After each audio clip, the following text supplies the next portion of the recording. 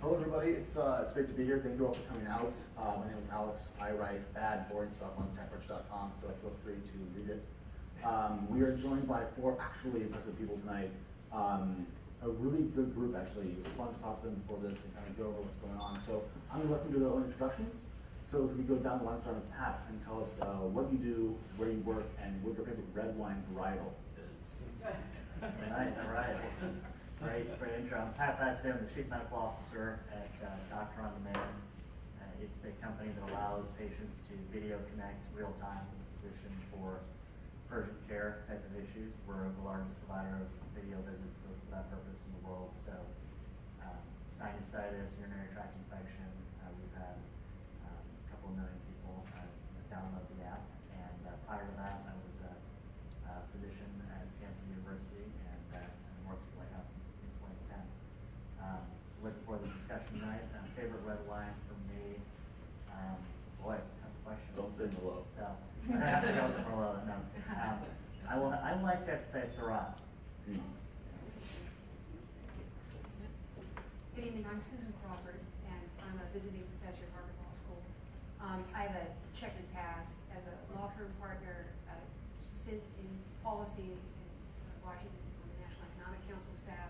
I wrote a book called Captive Audience about the role of Comcast and Time Warner Cable companies in America. And I have a new book out just last week that is going to be foisted on you, called The Responsive City. And I'm extraordinarily, deeply, humanly interested in the future of gigabit networks around the world. My name is Dane, Jasper, and I'm the CEO and co-founder of Sonic.net. And Sonic is a competitive broadband service provider operating in California, primarily delivering copper services today and telephone services. We passed 5 million premises, and we're overbuilding as a competitor with Gigabit fiber to the home in a number of markets today around the Bay Area, San Francisco, the East Bay, the North Bay. And I think Sonoma County peed in the water with it. There we go. Susan, you got the question. Yeah. Fair Old pro. Nice. I'm Nate Hill. I'm here from the Chattanooga Public Library in Chattanooga, Tennessee. Among other things, I run a project called The Fourth Floor, which is a 12,000 square foot public makerspace, civic innovation laboratory, and a gig lab, very similar to what you're looking at here. Working on prototyping the future of public libraries. And red wine equals headaches, therefore I drink beer. Good man. We just saw a large number of demos from companies that are working with faster internet connections and build products that leverage this technology. So, Susan, if you could pick one as a favorite from that group, who would it be? Well, I think the killer app is actually human presence for gigabit networks. If the pixels fall away, if you haven't ever experienced this, you can't imagine what it's like.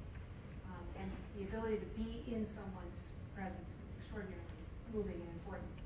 So with that said, of this group, I'm a musician, so the idea of being able to play with people at a distance is extraordinarily attractive. Dane, if you had 50K, you got into one of those companies tonight, you could have checked you had to give away. Who'd you pick? Well, I was really thrilled with the demos, and honestly, I'm in the broadband business, and so it's more internet applications. I build connections, and people use them to play around on the internet, to work on the internet, and generally I don't get very excited about the application. But the presence, the ability of a couple of musicians to work together was really neat to see, and also NVIDIA's demo. I'm blown away that they can put that GPU in the cloud, and so it's exciting to see. And for me, as an internet access provider, we've always been the problem, right? The last mile has always been the bottleneck. And what fiber changes is that your local resources are the bottleneck. It's your I/O, your disks, your displays, your input, your own human reaction time. And to see NVIDIA demonstrate that they could push an interactive game to the cloud, that really shows how moving that is. It's great. Nate, would you play that game, do you think? Really? Why is that? It just looked super fun, right? I don't know, I want to also echo that the human experience piece of it. One of the things that I was thinking as I was watching all those things, you ever have that moment when you're trying to give somebody a high five, they're not sure if it's going to be a high five or not, you're like, that's like pre-fiber internet, right? I don't quite understand the analogy. It's okay. You wanna try? Let's It's okay, it's okay. Actually, there's a tremendous video of two people trying to play ping pong over a slow internet connection, and they're muffled in mitts, and they just can't do anything. They're just stuck. Oh, it's like social interactions in Silicon Valley. Now,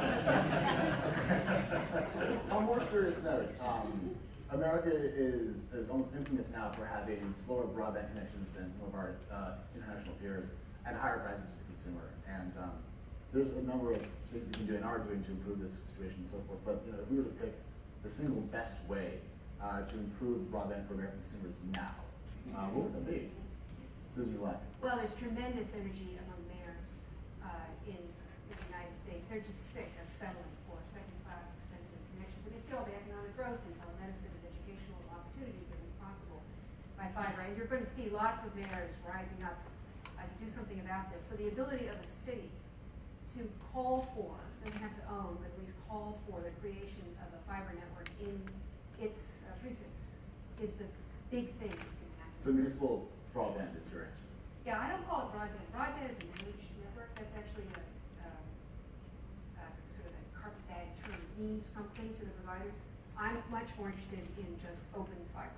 Okay. So municipal fiber. Municipal fiber. It doesn't have to, again, be owned by the city, but made possible by the city. Dane? Well, I mean, broadband in America sucks. Fundamentally. And it's frustrating because, and there was a great recording, local San Francisco guy tried to cancel Comcast. Yeah. Who's heard that recording? Is Comcast here? And Comcast is everywhere. yeah. Comcast will be here somewhere between 8 and 12.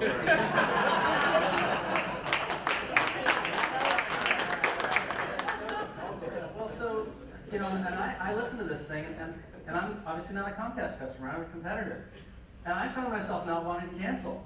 It was like they just wouldn't let go. And whether it's infrastructure investment or customer service, we have, from a regulatory, an intentional regulatory policy perspective, created a duopoly. And now we have the rewards of that. And so I think what you do to solve that is foster competitive influences, which should correct that. There was a recent article out, I forget who published it. It was a story of how one city tried to do fiber, and then AT&T threatened legal action, and they killed it.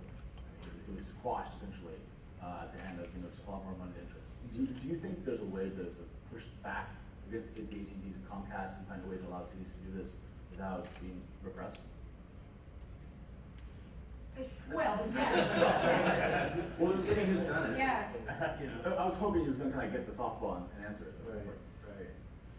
I'm not sure how to answer the question other than say that it's a pretty amazing scene in Chattanooga with EPB providing this fiber network, and that that's all there because of the smart grid, and that now I think it's something like $60 a month, $70 a month to get gigabit service in your home, which is phenomenal.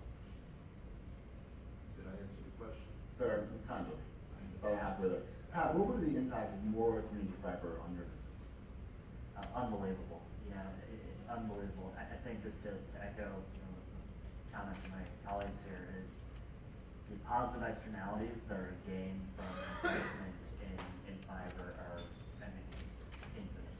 If you look at just democratization of education, as Big Blue Button pointed out, what we do in healthcare, we could absolutely get rid of having to build millions of dollars of capital expenditures to have doctors like me in a location where you can't communicate with patients in urban, rural, and international destinations. For us, Doctor on Demand, thankfully we're able to say that 99% of our consultations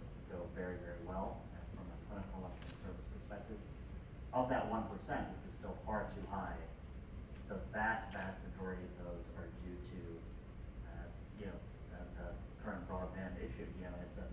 It's sad, but I joke about it. What you don't want to have happen is to say, hey Kelly, your diagnosis is, and then you throw it on the screen.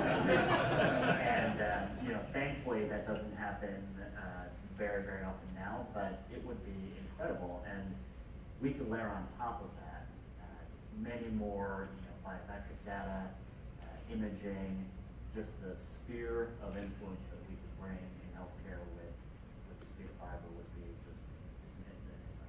Are you seeing similar diversification of what we're doing in Chattanooga? Are you seeing people doing more and more different things with fast connections? What's the on the ground impact of that? The greatest thing that I'm seeing is in my library, the fact that everybody can come in and have a great experience just using the internet. I know that's not the super sexy answer to the whole thing, but really the fact that you can just assume that you're going to have a good experience when you walk into a room full of this many people and everything is going to be seamless.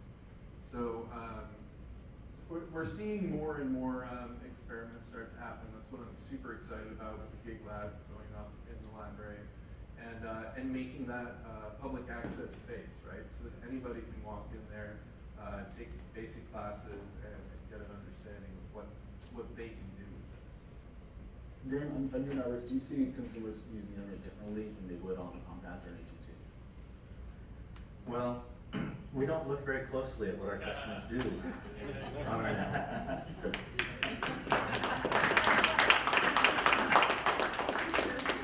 Well, privacy is a big part of our platform, and we've been recognized by the EFF for a number of years for our privacy practices. We're the top-ranked internet access provider in America for privacy practices.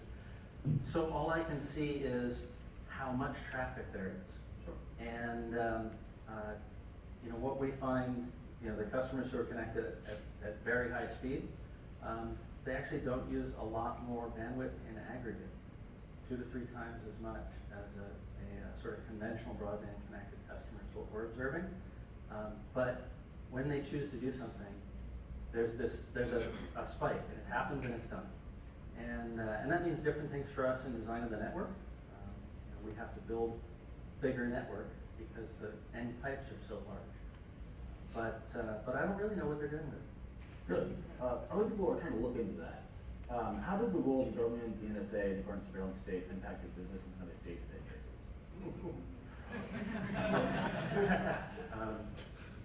You want to comment publicly on that? That's an easy question. Yeah. Obviously internet access providers have to deal with bad actors on our networks. And, Do you think the government would be a bad actor? No. In this case, sometimes, but there are criminals on the network, and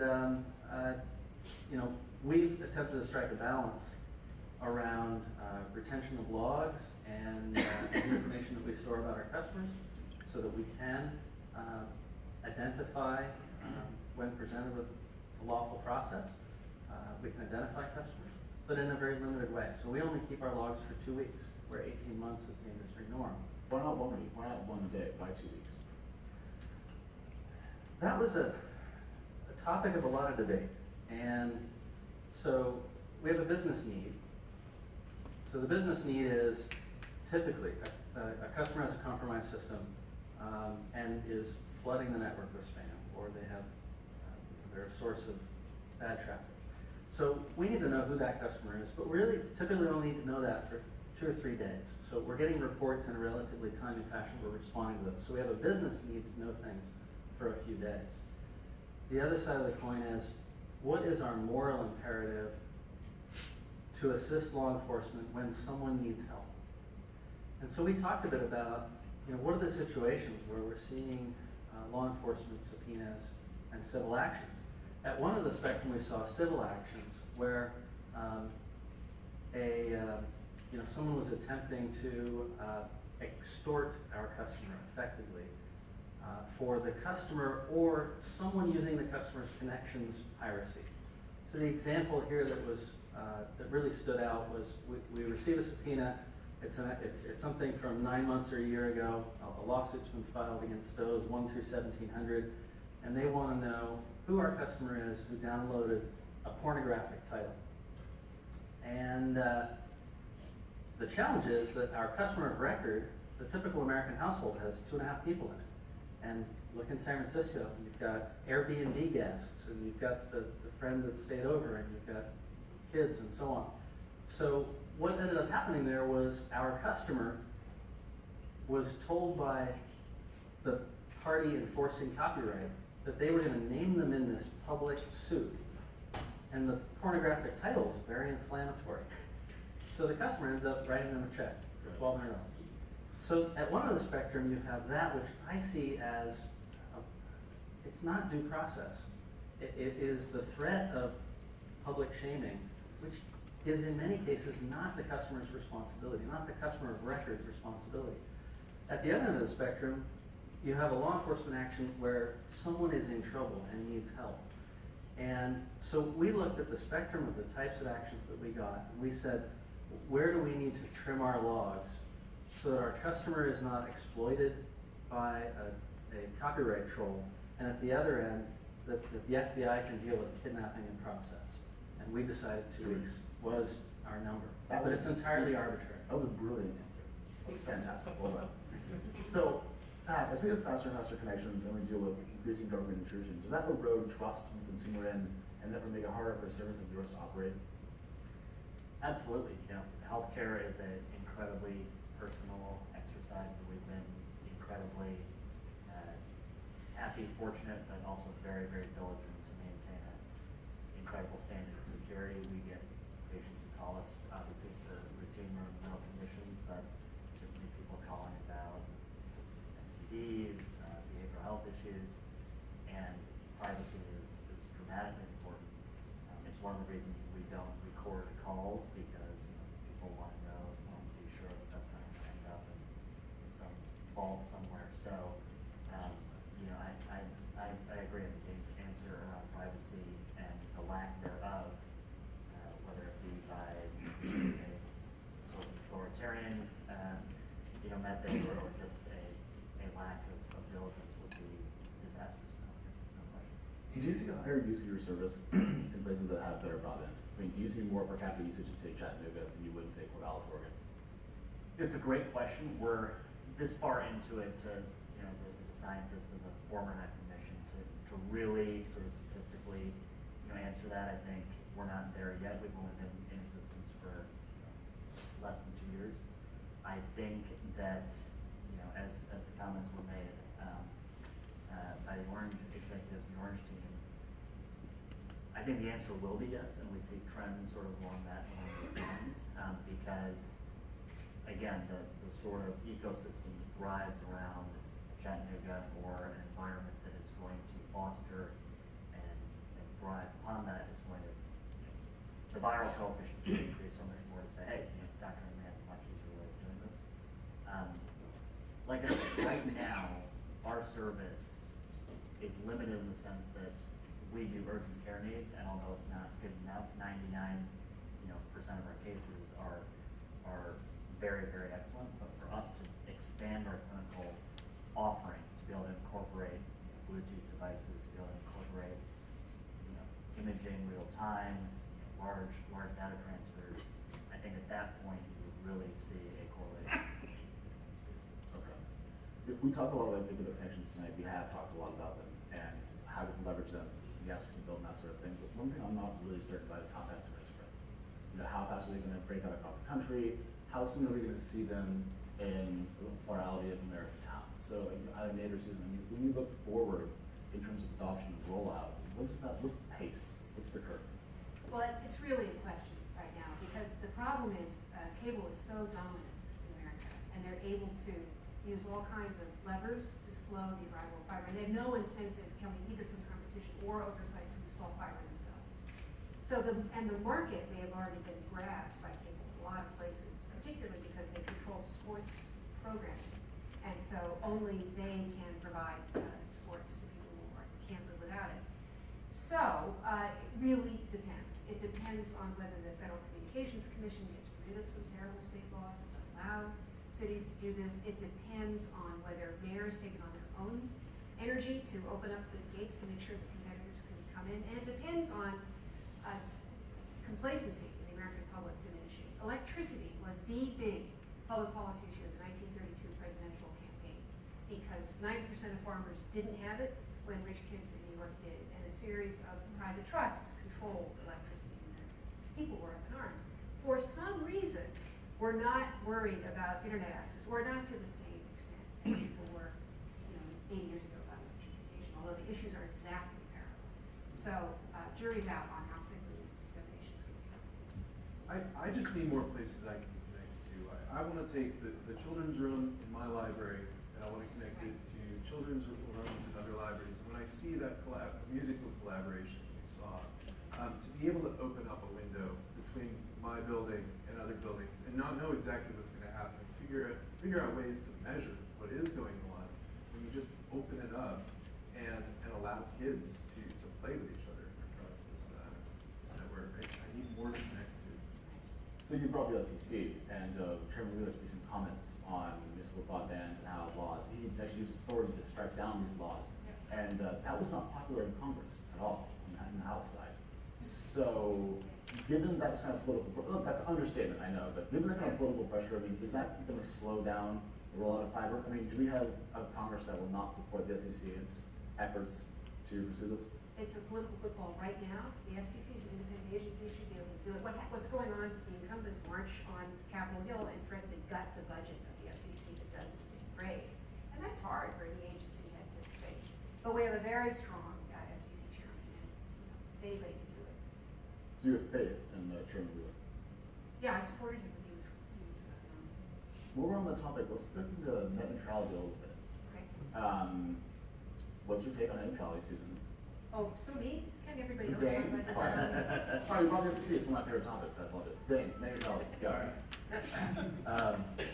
Well, it comes back to the lack of competitive pressure. The neutrality problem exists because we have a duopoly who is mistreating its customers as a means of extorting payments from large content providers like Netflix and in the future presumably Hulu and YouTube and others. So if you had vibrant competition, you wouldn't have a neutrality concern. Now, as a competitor in a regional market, the worse they treat their customers, the more customers like me. So on the one hand, I say for consumers, we need strong neutrality protections because we have a duopoly. For me as a competitive entrant, the more egregious their behavior, the better for me. Comfortably accurate, I suppose. How does the specter of paid prioritization impact your business decisions? Internet fast lanes, in other words. Sure. At the nth degree, it's dramatic, and we certainly, as a business that relies and it's a service that I think is very important and will become increasingly so. We certainly are in a business, but I think we're providing a very valuable service. And if we had to pay, or the flip side, our customers have better access to us, I think that would run contrary to just my views of the position where, frankly, somebody, even right now, with the issue that is at hand here with the speed what fiber would do, imagine a time sort of 3 years down the line, 5 years down the line, where what we do for 1 million people, we're now doing for, let's say, 30 million people. But if you're on the outside of that circle, now it's not just that you can't watch Netflix, as much as I love Netflix, it's not just that you can't watch the NFL, as much as I love football, it is that you can't access a doctor or perhaps education. So I think as the use cases increase into, as you said, Susan, what is, if you go back to the 1930s, this is an actual issue of, again, democracy. And if you have to buy into that game, I think that just runs contrary to certainly my views as a physician and as an executive of the company. Nate, do you agree? I do. I totally agree. I'm all about the free and open internet and no paid fast lanes. Shall we poll the audience? Is anyone here opposed to open internet rules in the FCC? All right. Well, we're in the right room then, apparently. Comcast is not here. Now Well, they're not saying. Well, they're not saying. So there's been a lot of discussion about technology in terms of how to structure the rules, 706, Title II, that sort of thing. If you got to pick how it was structured, how would you structure it? It feels like we're doing a little bit of jargon here. Oh, sorry. What's going on is that about 10 years ago, we assumed that competition would protect Americans. And so we could get rid of the entire regulatory structure for communications because we just have everybody battling it out. As it turns out, where consolidation is possible, competition is impossible. And we've seen enormous consolidation and at the same time, complete deregulation.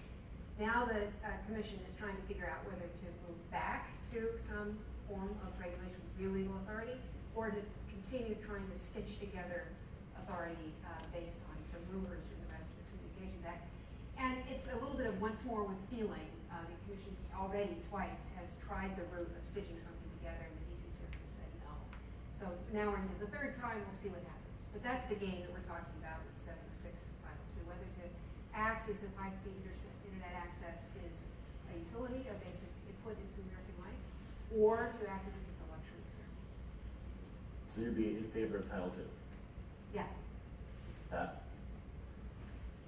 Boy, it's kind of tough to answer because I don't have that, even though we both work in the government, I don't have that same level of depth of knowledge. So whenever I find myself in that situation, I agree with somebody who. Well, that was a respectful dodge. Okay, fine. Dane, do you agree? I'm gonna agree with it too. Hey, do you want to throw in one more agree on this side? Likewise. Well, I will call turn wheel and tell him and see. When we think about the advance of Gigabit via municipal fiber and so forth, what place does Google Fiber have in this? And do you think that other corporations like Microsoft or Apple will spend money to also become ISPs in their own right? Dane? That's a good one. It's been interesting to watch Google's activities, and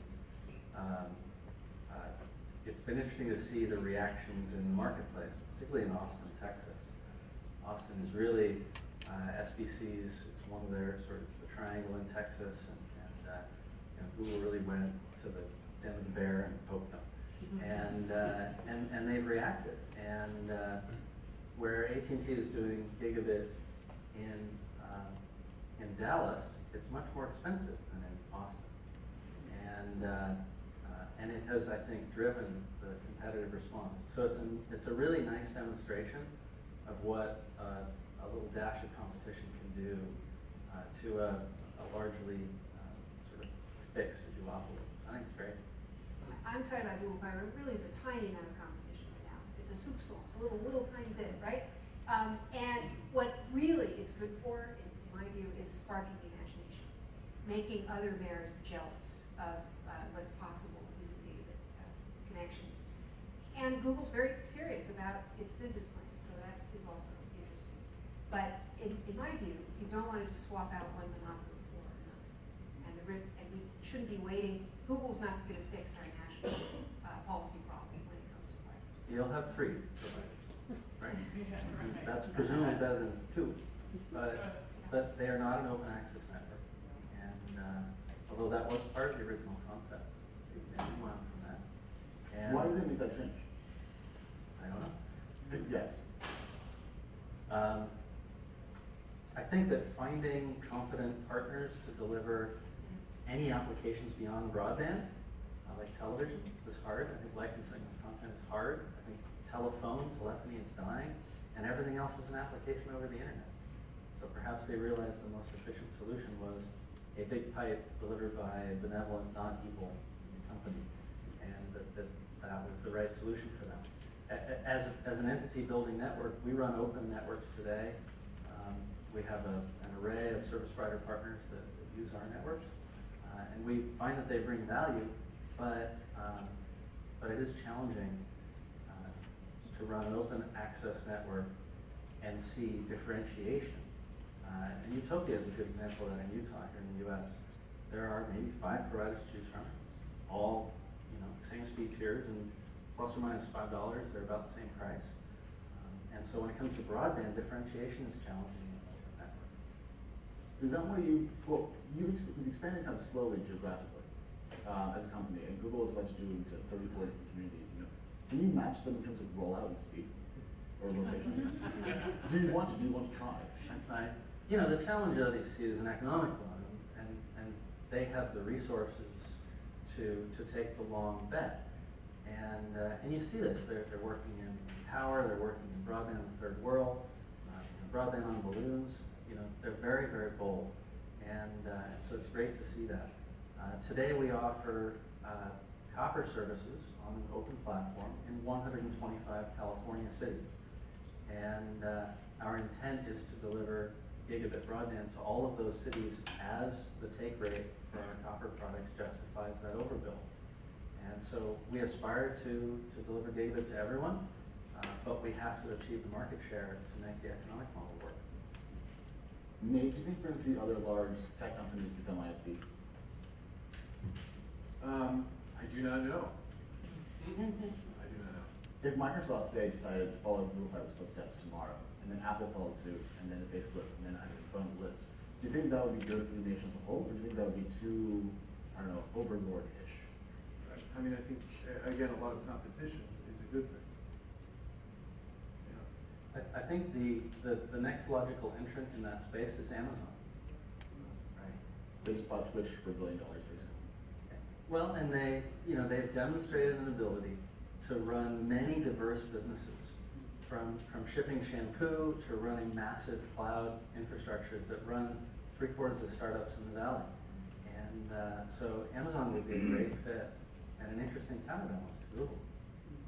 Do you think Pat, please? You know what I find interesting is there's a ratio between the time between which you mentioned Google is smart. I agree very much with that analogy where a private company is investing resources, on this curve ramping up before the municipalities and the states get involved. And if that ratio, the speed at which the municipalities don't catch up, then what happens is, as any business would, they would say, well, geez, at this point we've invested way too much money.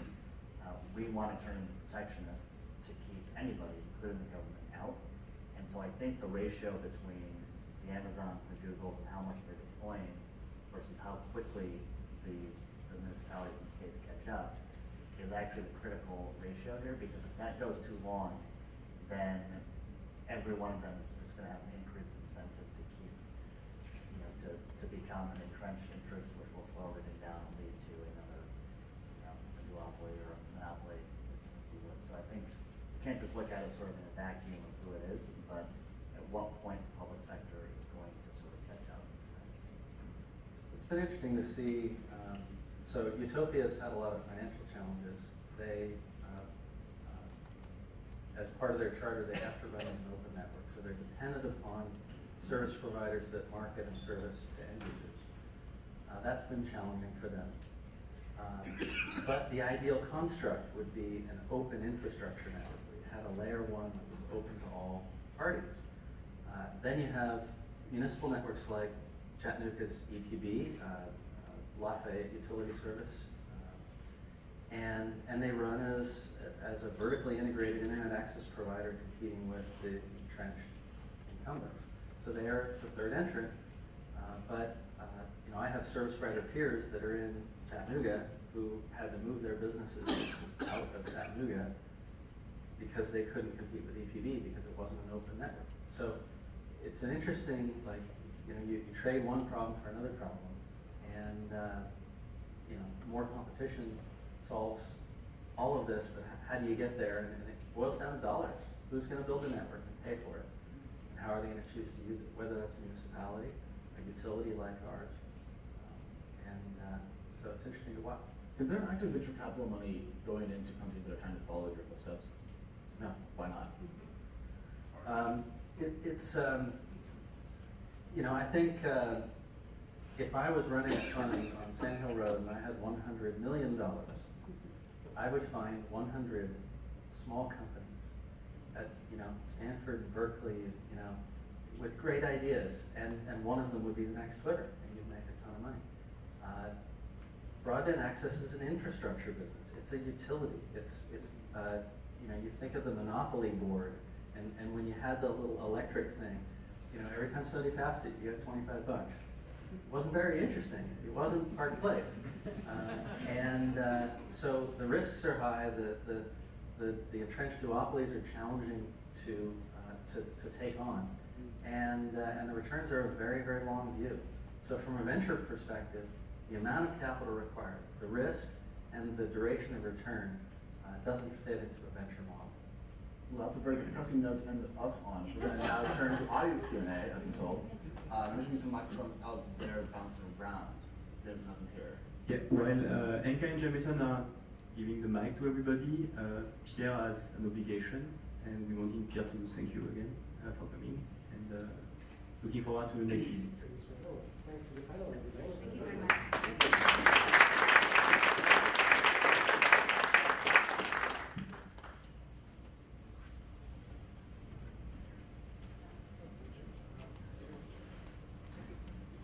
So I have a question about first last mile.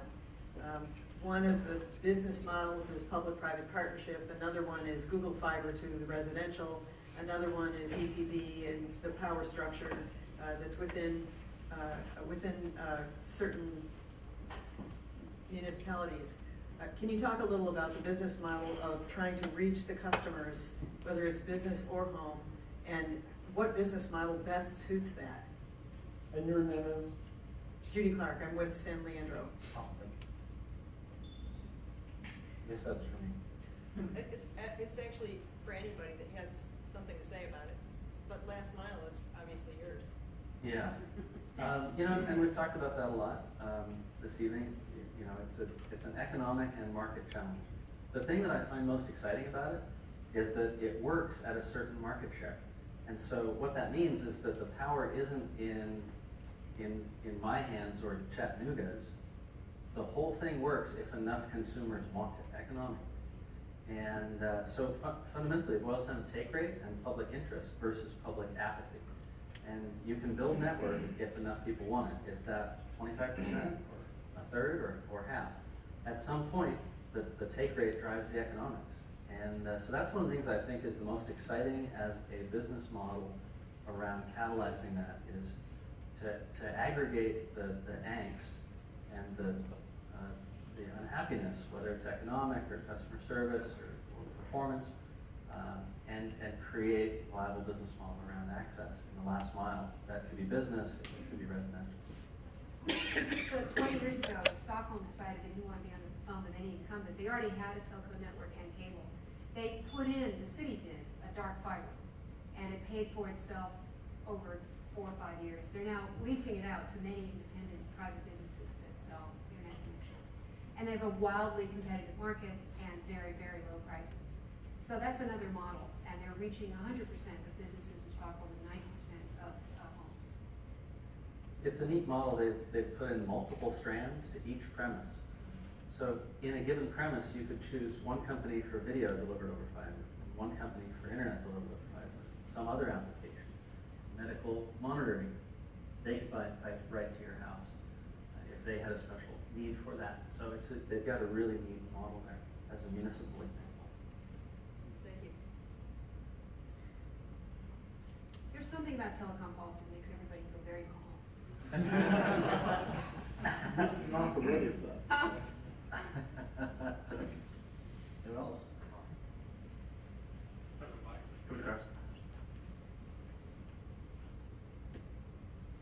So my question is about why don't American consumers care? And obviously, as you can tell, I'm not American when I ask that question. Yeah. So you said that in 1932 people really cared about electricity. You didn't really expand about why you think people don't currently care in America. And I've sort of taken my own informal straw poll of this, and I don't have an answer either, but would you speculate for us? I do have a view on this one, that because of the World's Fairs that were held at the beginning of the century, that were actually sponsored by the electrical companies, Americans learned that electricity could be used in kitchens, right? And had many other uses. My grandmother called the electrical bill the light bill, because that's all it did. That's all electricity was good for. Google Fiber provides us a kind of World's Fair, that we can have many, many devices attached to a network, that we can assume the presence of Windows, which is a wonderful way that he has of talking about this. No boundaries, no barriers, no concerns. It just disappears in the background. We haven't had that yet in America, the physical, the visceral demonstration of what it's like to have a fiber connection in your home. And when we do, things change. I would also say, I think Americans definitely do care. I think it is, some of the comments that were discussed about the monopoly and somewhat of a political zeitgeist around sort of feeling helpless, in some cases is something that we've experienced. I think the other thing is, while Susan's analogy is right on the money, I think one issue a little bit is that some Americans, I think, view electricity at that time as sort of a binary, yes or no, darkness versus light. Whereas here it is a little bit more of a spectrum, meaning that, it's not like we don't have electricity, it's not like we don't have, access. Most Americans have access, it's just not the spectrum of access that we do. I can also say, just because I deal with this as I'm trying to create future library scenarios, that it's really hard for people to want something that they've never seen before. I mean, to your point, if you don't have shining examples of things, it's just incredibly hard to communicate about it.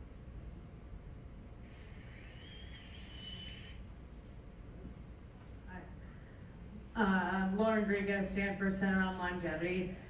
So I'm kind of curious about the long view, and I know it's difficult to conceptualize when speaking with tech companies, but just to throw it out there, what do you all see as the ideal situation for fiber, say 10, 15 years out, and how would that support some of the companies that are here today and some of the innovations that we've seen earlier in the night? Sure, I'll go first. I'm an optimist. Despite some of the doom and gloom, I am bullish on the long run. I think in the short 1 to 2 year time frame, it's easy to kind of see that we fight, we screw it up. But I think in the 10 to 15 year time frame, I think it is. I am confident it will be ubiquitous is probably too strong of a word, but definitely a mass proliferation. And I think there will be things that we don't know in terms of applications, just as the internet itself. I think this conference 10 years from now will be talking about unbelievable ideas after that years. So that's right. We're gonna do one more. There's a hand back here. Yeah. I have 2 questions. Oh. You gotta make a part A and a part B. Sorry, we started the panel saying that America is behind in broadband or fiber deployments. A question for you, Pat, is South Korea and Hong Kong, they do have fiber everywhere. How does doctor-on-demand like services perform there? My second question is more for Dane. How much would it cost to get fiber to every single house in San Francisco? Like, we say money. I just don't know what scale of money. Sure. On the first part of your question, so yes, indeed, some of those countries are definitely ahead of us there in that end of the spectrum. Our service, I think, would work well, clearly there, and as I mentioned before, the level of clinical things that we could do, the expanded playbook, if you will, that we can provide with these sorts of, advancement in technology and fiber would work there. The reason I think you don't see that there is our business, there's a matrix. On one hand, we're a technology company, on the other, we're a healthcare company, and so some of their advantages that they have over us in a technology perspective, we have, despite everything you hear about our broken healthcare system, we do have certain things that we can deploy here. That being said, I absolutely think that a doctor on demand in Korea and some of these other nations is very close to happening. Frankly, we have discussions about partnerships like that all the time. 380,125,000.